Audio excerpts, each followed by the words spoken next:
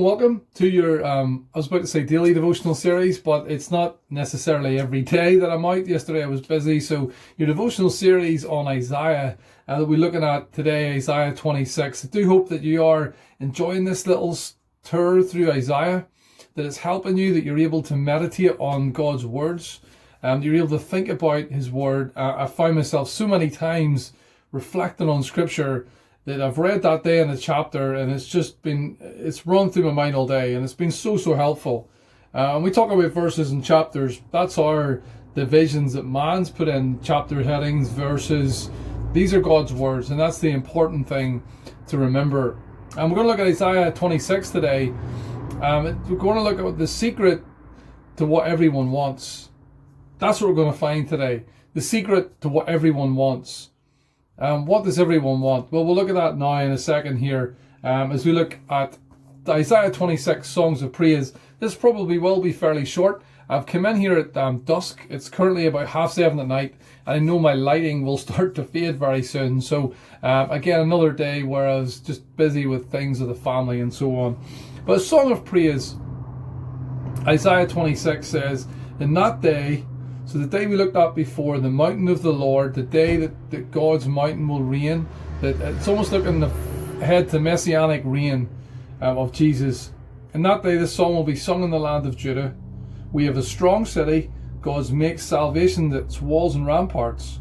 Open the gates that the righteous nation may enter, that nation that keeps faith.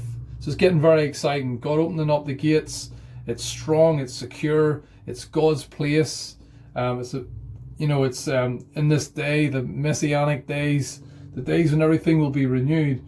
And it then says about the people that keep faith in verse 2. It says, "You will keep in perfect peace those whose minds are steadfast because they trust in you." Now, some of you who've read Isaiah will know this verse.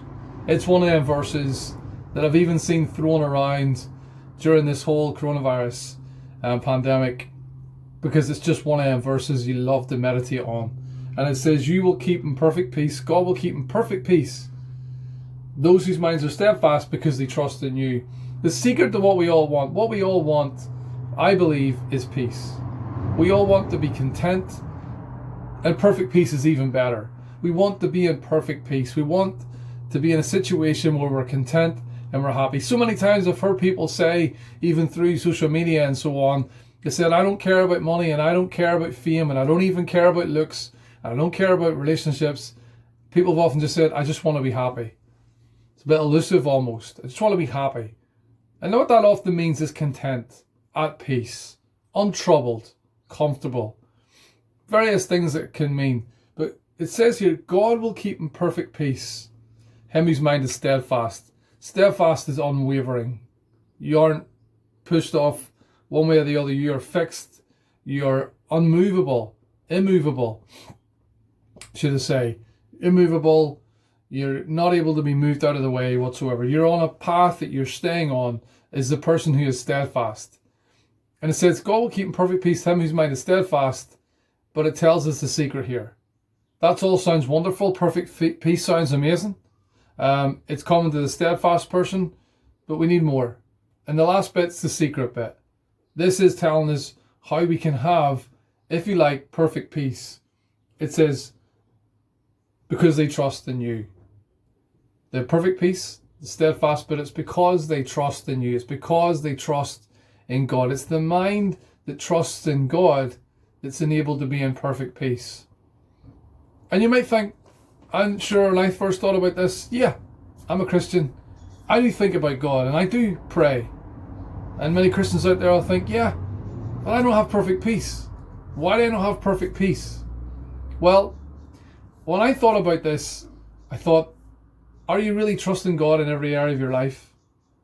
Do I put my full trust in God in every situation, in every moment, regardless of what happens?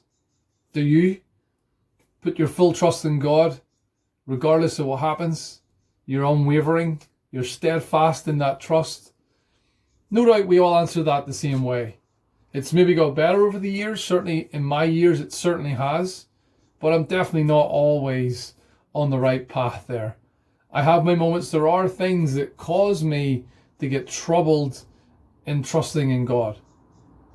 There's many situations I can face, some family situations that never seem to change. I can get very, very frustrated. One of the things I notice in myself that is a lack of trust for me is I'm a very, very impatient person. I'm very impatient because I've often got an agenda that I'm trying to fulfill myself. And sometimes that is what I believe to be a godly agenda. So in other words, I often have ideas and thoughts that I'm driving after. Thankfully, God has given me a lot of drive. But sometimes I'm leading the way. Now, me leading and God not leading is not a good thing. But Proverbs 3 verse 5 talks about this exact same concept, if I can ever get here. Proverbs 3 verse 5. Again, you'll know the scripture. 3 verse 5 tells us, trust in the Lord with all your heart and lean not on your own understanding. In all your ways submit to him and he'll make your path straight. Trust in the Lord with all your heart. Yeah, I do that. Of course I do that. Lean not on your own understanding yet. But hold on a minute. No, I do lean on my own understanding at times. I do have my own thoughts and dreams. And as I said, I've got the reins of the horse. I got the steering wheel. I'm determined where to go with reference to God when I feel like I'm coming up to a speed bump or I'm coming up to a traffic problem. Then I look behind for help. But all the while, that can be me. That can be my default. What are you like at trusting in God in all things? The mind that's steadfast and the mind that is a perfect peace is the one that's trusting in God all the time. It's your default strategy. What areas of your life make it hard for you to keep trusting in God? And obviously, I'm sure we will grow in these areas, but it's good to know them areas. I'd say there's definitely, I said before, but me, it can be personal performance. It's how I'm viewed. It's maybe getting criticism. It's making mistakes.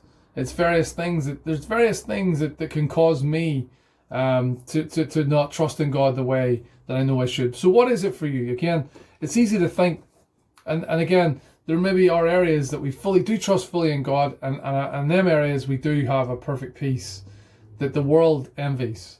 This is what the world wants. The world wants, everyone wants this. I take the peace over riches. The peace is what people want, especially at the moment. The world is not at peace right now, and it's only God that can offer this. The secret, here's why it's a secret, and here's why we know where it comes from. Because in verse 4 it says, trust in the Lord forever, for the Lord himself is the rock eternal. There's very key words in here why it's only trusting in God that gives you perfect peace, because it uses the words forever. It said the Lord himself is the rock, the foundation, the only solid foundation. And not just a rock that will move, that will change, that will weaken, but it's the rock eternal, everlasting. It will never let you down. God will never cease to be. He'll never cease to be in control, to be all powerful, to be all seeing, all knowing. God is that perfect rock, eternal, as it says. That's why it's the secret that everyone wants. How can I be more at peace? To get peace, it's all about where we put our anchor down. It's all about we start to trust in.